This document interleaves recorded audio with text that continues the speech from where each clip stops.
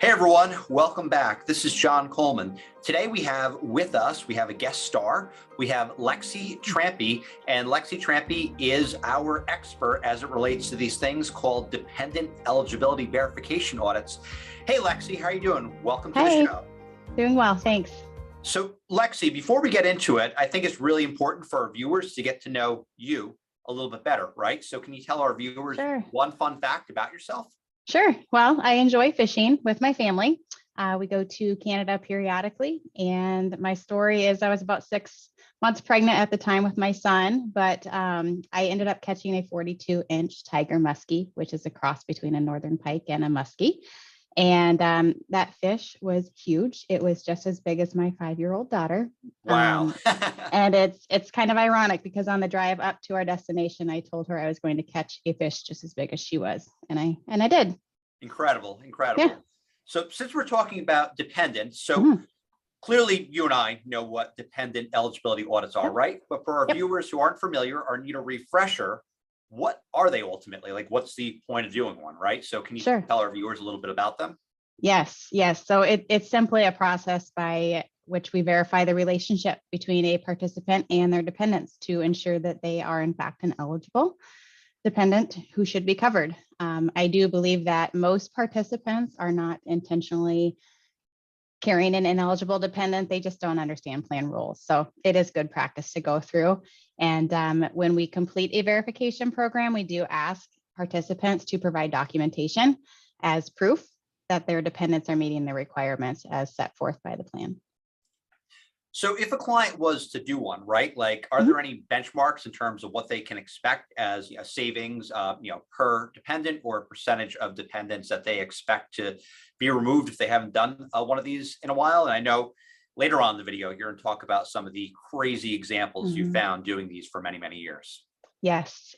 So on average, it's very safe to assume that a 5% dependent removal rate will occur from a DEV project. 2% of that happens to be those participants that self-identify they're carrying somebody on the plan that shouldn't be. Again, tying back to the fact that most of these individuals just don't understand plan rules, and they're trying to do the right thing and make sure that their loved ones have coverage, but needing to make sure they do it properly. On average, we do see the annual healthcare costs per dependent to the employer about $4,500.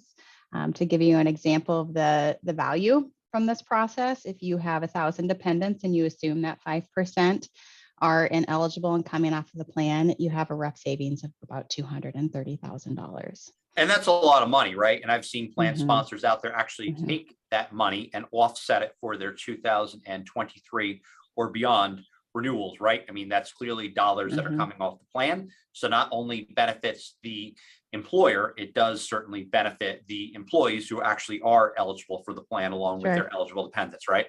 Sure. Yes. And results will vary, of course, upon each client and their desire to remove those dependents and how firm of a stance they decide to take to this process.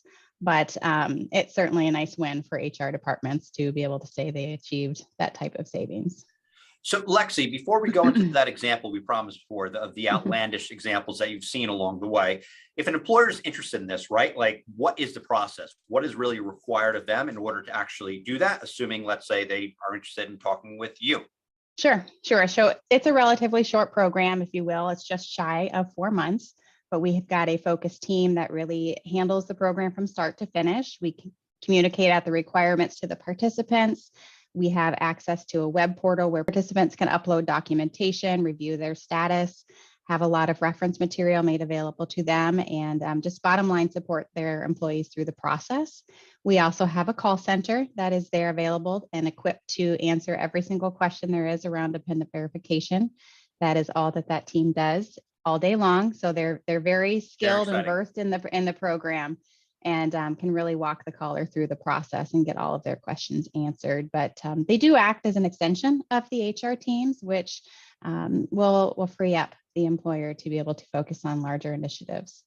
So Lexi, how often should an employer really do one of these dependent eligibility verification audits, right? Should I do it like every year, every 3 years? Should I do it ongoing? What do you recommend as best practice? Yes. Every 3 to 4 years is good plan hygiene. It is pretty amazing. It's like clockwork. I see our clients coming back to us within that frequency. I do also believe that there's some that have a greater demand, depending on industry, to conduct these verifications maybe annually, or it just depends on their true need. So Lexi, we started off and we certainly talked about some of the outlandish things you've seen over the years doing these things. So can you give our viewers one, maybe two examples of things that you've seen that were pretty crazy and wild? Yes, I would say the most wild, and it's a bit unfortunate in terms of the process uncovered an executive who was carrying his ex-spouse for 19 years. Wow. 19 years. Yes. And I think it does obviously illustrate multiple things here, but it's good reason to ensure that every single employee, no matter where they sit on the pay scale or within the organization, that they are subject to a verification program. Yeah, I mean, that's classic. 19 years is a really, really long time to be covering an ineligible ex-spouse. So Lexi, if there's a viewer out there who's interested in learning more, where can they go? Where can they go to, I guess, reach out to you in order to find more about this process? Certainly, I can be sent messages through LinkedIn. John, you are an excellent resource as well. Well, great. Well, for those of you out there, we'd love to hear your feedback on if this is something that you're interested in, or perhaps you've recently conducted one. We'd love to hear from you in the comments below, just in terms of what your overall experience was actually running one of these, or what your thought process is going forward. As always, if you liked the video, we encourage you to share, like the video, and until next time, thank you for joining. Thank you. Thank you, Lexi.